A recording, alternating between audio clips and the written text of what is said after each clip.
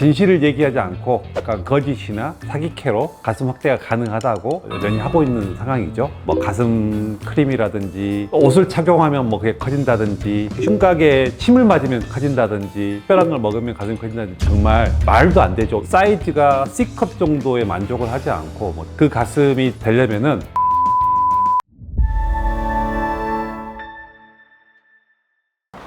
안녕하세요. 인스타 성형외과 대표원장 김명철입니다. 여러분 반갑습니다. 오늘은 가슴 성형에 대한 여러분들이 또 많이 궁금해하는 부분들 위주로 그 중에서도 일단은 가슴 확대 성형에 대해서 먼저 말씀을 드리도록 하겠습니다.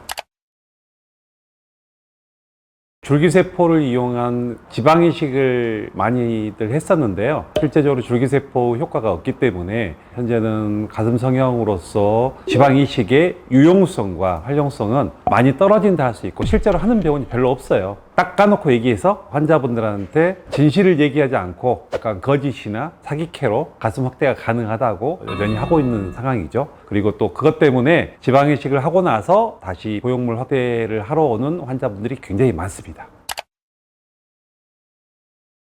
그동안에 나름 세계적으로 유명했던 브랜드들이 많이 없어졌어요. 뭐 지금 현재 남아있는 보형물 회사는 세빈, 모티바, 멘토, 그리고 GCA라고요. 그 네 가지 회사만 우리나라에서 현재 보형물이 출시된 상황이고, 가장 현재 인기 있는 보형물은 모티바 보형물과 멘토 스무스 보형물인데, 스무스 보형물 중에서는 엑스트라라는 보형물과 부스트라는 보형물, 이 두 가지가 현재 조금 인기 있는 보형물이라고 할 수 있습니다. 과거와는 달리 굉장히 큰 보형물들 많이 선호합니다. 즉 그 말은 뭔 말이냐면 사이즈가 C컵 정도에 만족을 하지 않고 뭐 D컵, E컵, 뭐 F컵, 글래머러스하고 풍만한 가슴 골이 보이는 그런 유유 가슴이라고 좀 많이 쓰죠. 그런 가슴 골이 보이는 형태의 가슴을 많이 선호하는 편이고, 과거에 비해서는 가슴 사이즈가 전폭적으로 많이 커져 있는 좀 상황이라고 얘기할 수 있습니다. 완전 케바케죠. 우리가 소위 말한 젖소가슴이라고 표현을 하죠. C컵, H컵, 최고로 큰 가슴이라고 일반적으로 말을 해요. 컵이 커지려면요, 일단 본인 자산이 어느 정도 있는 게 더 당연히 유리할 거고요. 두 번째로는 보형물이 큰 게 들어가려면 흉통의 너비가 넓을수록, 즉 가슴방이 클수록 큰 보형물이 들어갈 수 있습니다. 아무리 두꺼운 보형물을 쓴다 하더라도 넓이가 넓으면 그만큼 큰 보형물을 쓸 수 있기 때문에 그 가슴이 되려면은 A컵 이상은 돼야 되면서 흉통의 넓이가 넓어야 돼요. 촉감이야 수술이 잘 되면 당연히 좋죠. 모티바는 현존하는 보형물 중에서는 가장 촉감이 안 좋은 보형물이에요. 그러다 보니까 모티바로 수술했던 환자들 중에서 본인 가슴이 별로 없는데 보형물을 모티바를 썼던 경우라든지, 본인 가슴이 있어도 모티바로 너무 큰 사이즈를 넣은 경우에는 수술 후에 촉감의 불만족이 나올 수밖에 없는 상황이고요. 멘토 보형물 같은 경우는 다 스무스 보형물 위주다 보니까 촉감이 다 좋은 거죠. 우리가 실리콘 겔의 타입에 따라서 타입 1, 2로 나눕니다. 1은 말랑말랑한 액체 타입이고요. 2는 쫀득쫀득한 젤리 타입입니다. 대부분 환자분들이 많이 쓰는 게 타입 1으로 액체에 가까운 보형물을 쓰기 때문에 그 부분은 촉감은 좋죠.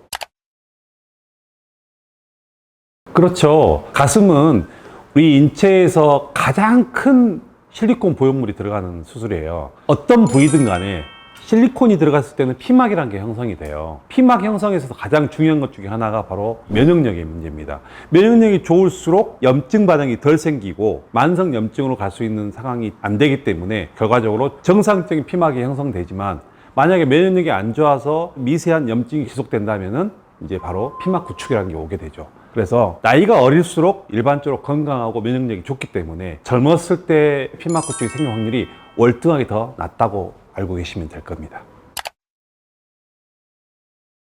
당연히 없습니다. 단 1도 없습니다. 가슴의 혈액순환을 촉진시켜가지고 이쪽으로 혈액이 약간 몰려 보이는 혈액 저류 현상이죠. 그래서 가슴이 조금 더 커 보이는 듯한 그런 착각을 일으키게 하는 게 바로 가슴 크림인데요. 당연히 단 1도 효과가 없습니다. 없습니다.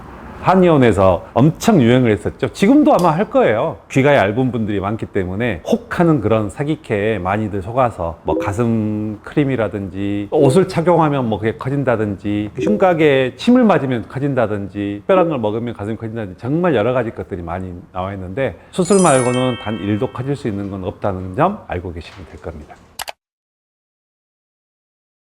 당연히 유방외과 전문의하고 상의를 해야 될 거고요. 사이즈가 얼마나 크냐, 위치가 어떠냐에 따라서 기존의 보형물을 제거를 해야 되는지 아니면 제거하지 않고 수술이 가능한지 나뉘게 됩니다. 초기에 유방암이라면 대부분 조직과 그 주위에 있는 유선 조직만 제거하면서 수술이 되기 때문에 가슴 보형물을 살리는 경우가 가끔씩 있다고 알고 있습니다. 좀 더 탱탱한 피부는 그게 덜 늘어나겠죠. 그러니까 당연히 속옷 착용을 안 해도 모양이라든지 그런 처짐이 덜 생기겠지만, 피부 타입이 굉장히 얇고 잘 늘어나는 그런 피부 타입이라면 보형물이 들어가면서 피부는 점점 늘어나거든요. 보형물 넣고 브래지어를 착용을 안 해요. 밑에서 받쳐주면 없이. 그러면 당연히 조금 더 처지겠죠. 가장 케이스가 많으면서 가장 결과가 잘 나오는 원장을 찾아서 수술을 받는 게 가장 중요합니다. 그런 걸 저는 추천을 해드리고 싶고요. 현명하게 잘 상담을 받으셔야 돼요.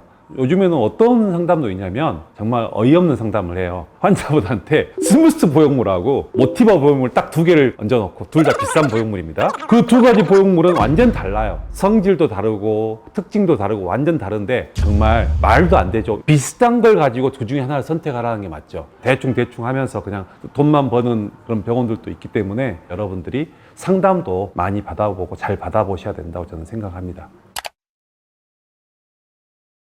소위 말해서 어셉틱 테크닉이라 하죠. 보형물이 처음에 나왔을 때 묵은 상태로 그대로 잘 손상 없이 삽입을 시켜야 되고요. 포켓에 출혈이 없어야 되고요. 박리가 정상적으로 잘 돼야 돼요. 우리가 보통 100% 박리가 아니라 보형물보다 약간 더 크게 박리를 해야 되고, 그 환자의 가슴 상태에 따라서 박리 또 범위가 달라져요. 들어간 층도 이 사람의 피부 타입, 본인이 원하는 스타일에 따라서 또 어디에다가 어느 층에다가 보형물을 넣을 것이냐, 이런 것들조차도 다 맞춤형으로 해야 되고요. 그래서 이런 모든 부분들이 정말로 최적화되게 해야지만이 좋은 결과가 나와요. 아주 심플해요. 근데 포켓을 만들 때 어떻게 만드냐예요, 결국은. 이게 이제 가장 좋은 결과를 낼 수 있는 우리가 말하는 그런 방법이라고 얘기 드릴 수 있어요. 네, 오늘은 요즘 가슴 성형 트렌드하고, 그다음에 우리가 가슴 성형을 하는 데서 여러분들이 보형물 가슴 확대 성형에 있어서 많이 궁금해하는 부분들, 그리고 어떻게 하면 좋은 결과를 낼 수 있을까에 대해서 여러분들한테 아주 다양하게 설명을 드린 것 같습니다. 혹시나 여러분들 궁금한 사항이 더 있거나 물어볼 부분들이 있다면은 저희 채널에 댓글을 달아주시거나 아니면 저희 병원 카페에 게시글로 질문을 해주신다면 제가 성심성의껏 답변을 해드리도록 하겠습니다. 오늘은 이상으로 마치도록 하겠습니다. 감사합니다.